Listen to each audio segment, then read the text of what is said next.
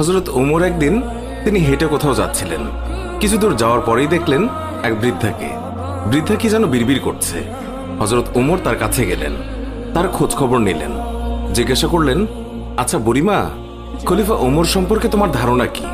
বুড়ি হযরত ওমরকে আগে কখনো দেখেনি, তাই তাকে সে চিনতে পারেনি। বুড়ি হযরত ওমরের কথা শুনে কিছুটা বিরক্ত হলো। বলল, ওমর টোমর দিয়ে আমি কি করব? আমার কি এমন ঠেকা পড়লো যে আমার তার খবর নিতে হবে? নিজের চিন্তায় বাঁচি না। বুড়ির কথায় ছিল রাগ আর অসন্তোষের ছাপ।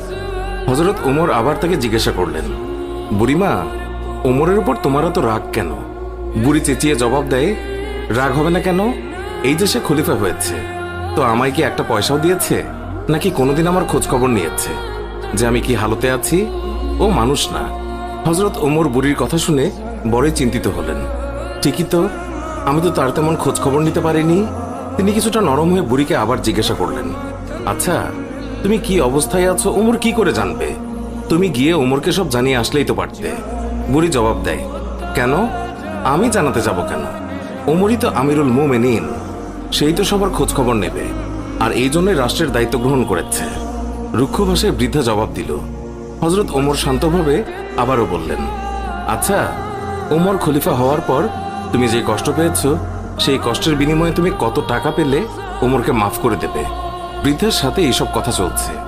এমন সময় হযরত আলী এবং আব্দুল্লাহ ইবনে মাসউদ রাদিয়াল্লাহু তাআলা আনহু তারা এসে হাজির হলেন। তারা হয়তো কোথাও যাচ্ছিলেন। এসে সালাম দিলেন, আসসালামু আলাইকুম ইয়া আমিরুল মুমিনিন।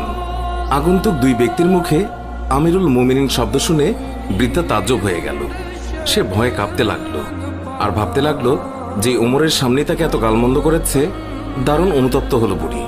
হযরত ওমর বৃদ্ধাকে সান্ত্বনা দিলেন আর বৃদ্ধার হাতে 25টি স্বর্ণ মুদ্রা দিয়ে বললেন, বুড়িমা, তুমি এই চামড়ায় লিখে দাও যে কিয়ামতের দিন ওমরের কাছে আমার কোনো দাবি নেই। বৃদ্ধা তখন তাই করল। চামড়ার উপরে তা লিখে দিল বৃদ্ধা, আর হযরত আলী রাদিয়াল্লাহু তাআলা আনহু সাক্ষী হিসেবে তার উপরে দস্তখত করলেন। হযরত ওমর রাদিয়াল্লাহু তাআলা আনহু মুহাম্মদুর রাসূলুল্লাহ সাল্লাল্লাহু আলাইহি ওয়াসাল্লামকে অনুসরণ করে তালি লাগানো জামা পরতেন। যখন তিনি মুসলমানদের প্রাণকেন্দ্র বায়তুল মুকাদ্দাস জয় করার জন্য বের হচ্ছিলেন, সেই সময় তার পরিহিত জামায় 17টি তালি লাগানো ছিল।